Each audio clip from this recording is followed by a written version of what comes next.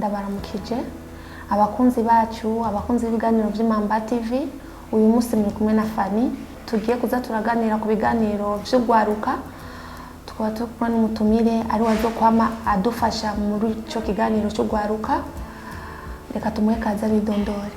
Ndabaramukije amahoro cyane ko mubizi Papa Teddy aba ari jewe nzora ndemesha kino kiganiro cy'ugwaruka, kandi murakoze kuba mu ikaze Fanny. Murakoze cyane umutumire wacu Papa Teddy. Turakwishimiye cyane kuba warumviye umuhamagaro ukaba wemeye uko ugiye gufasha ugwaruka by'ukuri umwami Yesu abigwezagirire. Sije yacu tugomba kuganira kuri no munsi ni sije ivuga ngo mbega ni bibi kujya mu rukundo ukiri mu mashure cyane cyane mato mato nayisumbuye. Mbega ni zihe ngaruka mbi abantu bo vyirinda gute? Murakoze cyane Fanny kuri iyo sije nziza. Sinavuga ati ni sije yoroshe cyane kugira ngo umuntu ashobore kudesita gufata ingingo ubwo nyene, ariko vana n'icyo umuntu amaze gutahura mu jambo ry'Imana. Nagomba mbeko no gice ni cyo cyangwa ndego cyangwa oya nibi cyangwa si vyiza cyangwa nibi cyangwa ni imbeko no gira icyo mvuze ngo ni bibi cyangwa si bibi. Nagomba kwisunga umuco jambo ry'Imana, niwo muco utumurikira, kandi umuntu amaze guhitamo amahitamo ingingo afashe yisunze ijambo ry'Imana, iyo ngingo arayigumako. Birasumba guhagara ku majambo y'abagenzi, ku majambo y'abakozi b'Imana gusa, cyangwa ku majambo y'abanyokuru yangushuye kurongora ubuzima bwawe. Ubuzima bwacu biguhagara ku ijambo ry'Imana. None kubera iki nuvuga ati uri mu rukundo, uri mu mashuri mato mato cyangwa amashuri yisumbuye cyangwa n'ayarenze cyane, ako tuje mu ry'Imana, nagomba gufasha imirongo ibiri. Umwe uvuga ku bagabo, ubundi uvuge ku bagore. Umurongo wa mbere turasanga igitabo cy'Itanguriro igice cya kabiri umurongo wa 18 aravuga ngo Uhoraho Imana aravuga ati si vyiza ko uyu muntu yibana wenyene, inge ndamuronderere umufasha bikwiranye. Umurongo wa kabiri turawusanga mu gitabo c'Imigani 18 umurongo wa 22. Imigani 18 umurongo wa 22 havuga ngo uronse umugore abaronse ikintu ciza, kandi abaronse ingabire ihoraho. Ndasubiramo, uronse umugore abaronse ikintu ciza, kandi abaronse ingabire kuhoraho. Kweki imirongo ibiri no igubwiramo nka Fanny kugira ngo nishure ego canke oya ku kibazo warubajije. Ku muhungu hariyo igihe yashengiwe. Murabona yuko hariyo ibihe umuntu acamo, haba ku muhungu cyangwa ku mukobwa. Igihe cya mbere ariko cyo kuvuka, igihe cya mbere abayeho, arakuze, arageza ahantu nyene arakuze nyine babibona. Hanyuma ubu ndiko ndarinda kuvuga imyaka ko ariyo bagira mariage, batanga umukundo bakuze cyane, bivana n'igihe umuntu abagezemo. Igihe cya mbere urakuze, uravutse, urashitse ahantu, iyo ni etape ya mbere. Ugeze ahantu rero ugomba guhitamo uwo muzobana. Hari ibisabwa ivyo uraba kugira ngo umenye uyu muntu niwe tuzobana. Aho sakeneye ubumenyi n'ubwo ruhande. Uratoye, hageze rero wa muronsi yemeye, urangana urugendo cyo bita fiançailles y'urukundo rubaganisha kuri mariage. Ngaho nyene hari ivyo umuntu akwiye kumenya muri urwo ruhande nyene kugira ngo urwo rugendo arugere agumane mu Kristo. Ubwa kane rero hariyo wamaze ya mariage mu rugo. No mu rugo hariho ivyo umuntu akwiye kumenya kugira ngo urugo rugume rumeze neza kandi agumane mu Kristo. Noshaka kugira gatanu no mu gihe cy'abana amaze kuza, abana kurera abana mu Kristo. Rero Fanny, umugabo n'injyayi amenya yuko ageze yuko akundana, hari undi bazobana. Bibiliya yatweretse mu Itanguriro 18 bakavuga Adamu hari Imana yari yamaze gukora, andi bakarokeza yamaze kumutereka muri Edeni, hanyuma iramuha itongo aririmire. Nyandi majambo umuhungu amaze kuba mu gakiza baganya Edeni nka presence y'Imana, ahantu Imana uyumva byorosha, Imana uyitahura utawimvugo yayo. Edeni uyo mungu ari mu gakiza.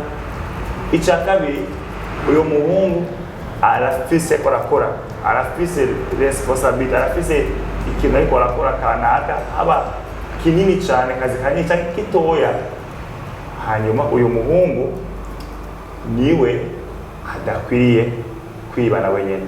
Si byiza ko umuntu bana wenyene, n'Imana ikimuronderera umufasha bikwiranye, kandi umufasha mususomye hari ibikoko byaki bici imbere arabita amazina. Umufasha nari mu bikoko, nari mu biti, akora umufasha bikwiranye ari quelque part ahantu hamwe ahari ya acagenda muri etape rero yo kumurondera. Sinze kumwe mu kiganiro bizokurikira tuzowashika abantu hose kumurondera uwo muzokubakana mbega wisungike mu Kristo. Umurongo wa kabiri fani nawo twasuye mu Migani 18:22 hatuye ngo uronse umugore abaronse ikintu ciza kandi abaronse ingabire kuhoraho. Nibavuze uronse umwana mwigeme, uronse umugore, ni kuvuga hariyo ikiringo umuntu yashingiwe kugira ngo ashobore gukura ashikana ahantu ya aho umugore fasha nabwo ikintu kimwe ku mugabo ni umugabo ukora warongoye, ariko uwo mugabo urongora kuko abaye mugabo. Ndagasubiramo, ni umugabo ukora warongoye, washa kurongora ukiri umwana utazi ibyo ugiyemo, utazi kurakura usokaja mu rukundo ukiri umwana. Rero ubu mugabo ari ibintu ubanza gukura, ari ibintu ubanza gukura muri wewe, hariyo cette maturité uteza gushikako ibyo ukwiye kumenya, ubumenyi ukwiye kuronka byose bikwiranye bakubwira umugabo. Hama katuva uyu muntu nakwiye kuba wenyene. Ku mugore nuko nyene, nibavuze uronse umwana w'umwigeme, uronse umugore abaronse ikintu ciza. Ngako kibazo mbajero fani mbega mu mashure y'intango cyangwa yisumbuye cyangwa ari yose unana gashize ko nako nyene umuntu yoja mu rukundo. Mbega ari ngaruka zago ngaki ku mashuri wavuze fani. Mu vy'ukuri mu myizerere muri mu gwaruka imyaka myinshi cyane, mwana ugwaruka nabonye abanyagwaruka bubahije ino principe, nta copinage ku mukristo. Singiye à gauche à droite, nta copinage ku mukristo. Wowe kurandaba womwira ati hariyo amakouple abantu bubakanye bahe ni copinage hama bakabana. Aba mu Gifaransa ngo l'exception ntabwo ari règle. Ila mu mashengero turimo ni bangaye bari mu copinage, abari mu copinage bose bafite imyaka mitoya ntibyigeze birama. Rero ntabwo ari modele twimiza abantu, nico gituma bati nta copinage ku mukristo.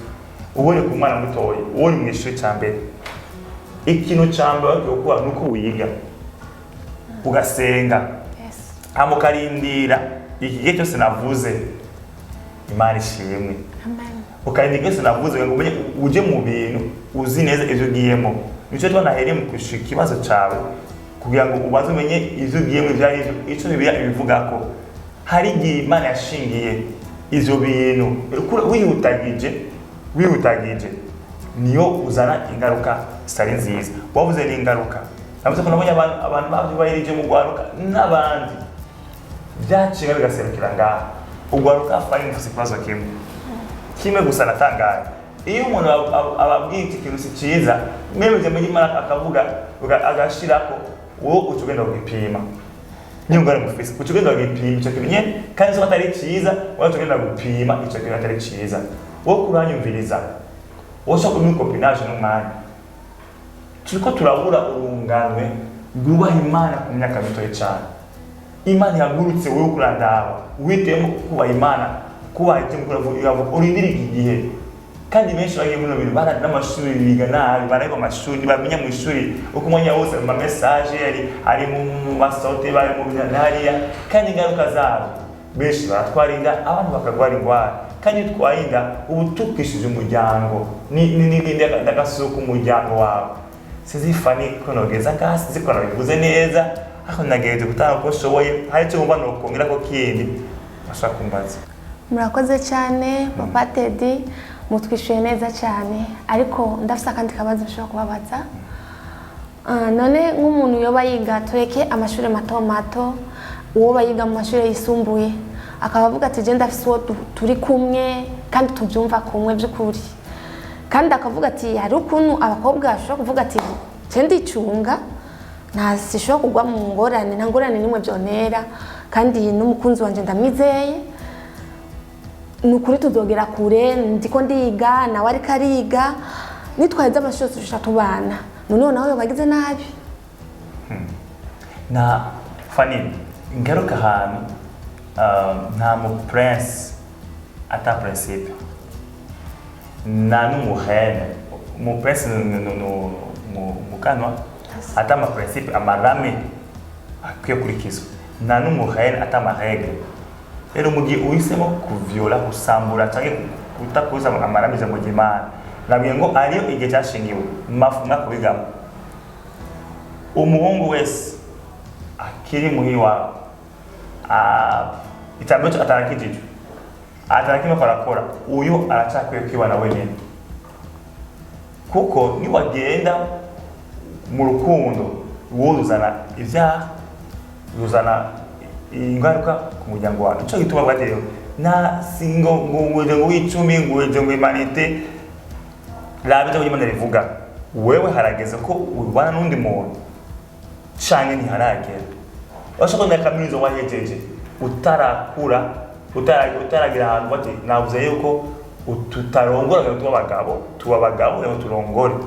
Urongo ko wazi ko umugabo teje hari ibintu iyo maturité uko gukura nazo biganye kurikira muze mu bikurikane cyane gose ko zovyinjiramo gose, ni keke n'umuntu wamenyaga abo umugabo, ni yeke n'umuntu wamenyaga abo umugore, kandi rero kwimenya imbere yo kutarubaka batarubaka. Rero Fanny, ugumane kuma mubake ku fondema kuma kuri kumushinge y'ijambo ry'Imana. Niwe utagize ibintu uzobutaye umurongo. Uvuga ati jewe irikana nirindurira ndarifise naco irikana nirindurira ngaburira gutura tu.